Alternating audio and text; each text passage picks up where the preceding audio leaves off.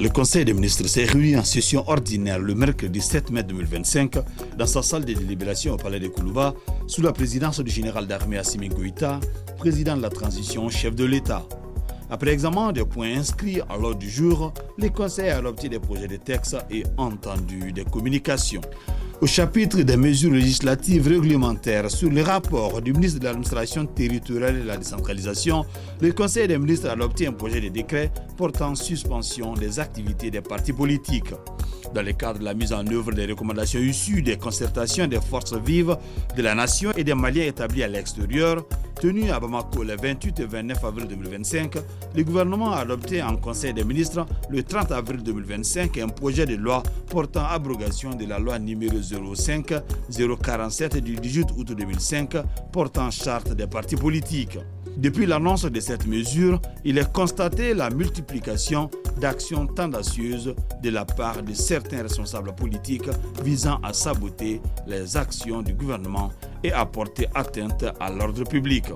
Au regard de ces constats, le projet de décret adopté suspend jusqu'à nouvel ordre pour raison d'ordre public les activités des partis politiques, des associations à caractère politique et de toute autre organisation se réclamant d'un caractère politique sur toute l'étendue du territoire national.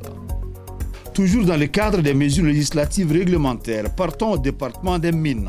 Le Conseil a octroyé à Butegold, Mali Ressources Sarl, un permis de recherche d'or issu de la fusion des permis Menankoto Sud et Bakolobi dans le cercle de Kenyeba.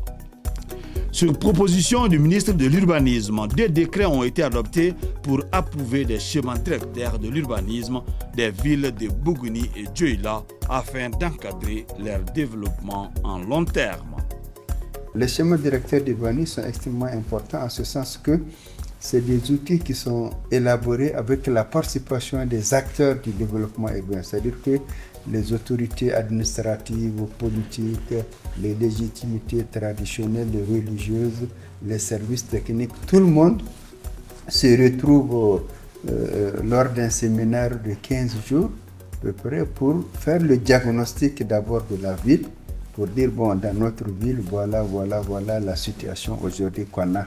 Et sur tous les plans, qu'est-ce qu'on a comme équipement, quel est l'état de notre réseau de voirie, quel est l'état de nos habitations, quels sont nos besoins en logement et tout ça là. Donc, quelle est la situation économique de notre ville, quelles sont nos potentialités et tout ça. Quand on fait ce diagnostic-là et tout ça, en ce moment, on projette, on dit, bon, pour les 20 prochaines années, voilà ce qu'on aura, on aura besoin de ça, on aura besoin de ça, on aura. Et c'est affiché au niveau de la mairie. Chaque citoyen doit connaître ça, doit venir voir ça et comprendre, voilà ma ville, voilà comment elle doit évoluer. Le message important, c'est à l'égard des acteurs de développement de ces deux villes, de manière particulière et de manière générale à tous les acteurs du développement. Parce que le gouvernement du Mali fait beaucoup d'efforts pour que nos villes puissent avoir des outils de leur développement.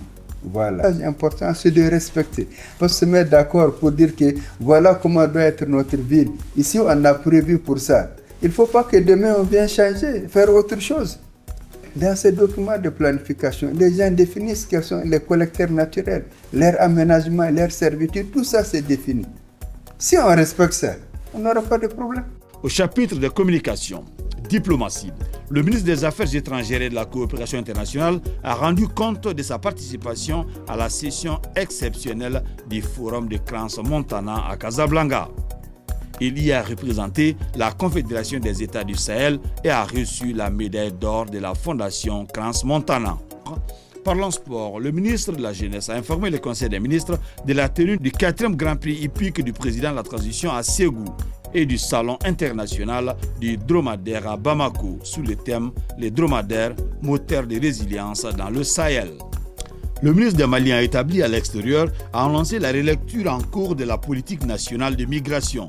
l'organisation du Forum international de la diaspora sur l'investissement du 17 au 19 juillet 2025, le rapatriement de plus de 14 000 Maliens entre mi-mars et fin avril 2025. Promotion de la femme, 2 sessions de préparation sont prévues pour les candidats au concours de l'ENA édition 2025 en vue de renforcer leur représentativité dans l'administration. Le ministre de l'Industrie et du Commerce a rapporté la participation du Mali à la 3e conférence Iran-Afrique à Téhéran, où plusieurs opportunités d'investissement ont été identifiées, notamment dans le textile et dans le domaine pharmaceutique. Environnement. Le gouvernement lance le 15 mai 2025 un programme de curage des caniveaux à Bamako, longueur totale 166 438 mètres, pour un coût de 2,66 milliards de francs CFA afin de prévenir les cas d'inondation. Le ministre de la Santé et du Développement social a informé le Conseil des ministres de la visite d'échange de la délégation du ministre des Affaires sociales, de la Solidarité et de l'Action humanitaire de la République du Congo. Cette mission s'inscrivait dans le cadre du renforcement des capacités des cadres de son département dans le domaine de l'économie sociale et solidaire. Hassan Badialo Touré a également parlé de la situation épidémiologique du pays, marquée notamment par une stagnation du nombre de cas confirmés de dengue comparé à celui de la semaine écoulée. Le président de la transition, chef de l'État, a cependant appelé les populations au respect strict des mesures de prévention et de lutte contre les maladies.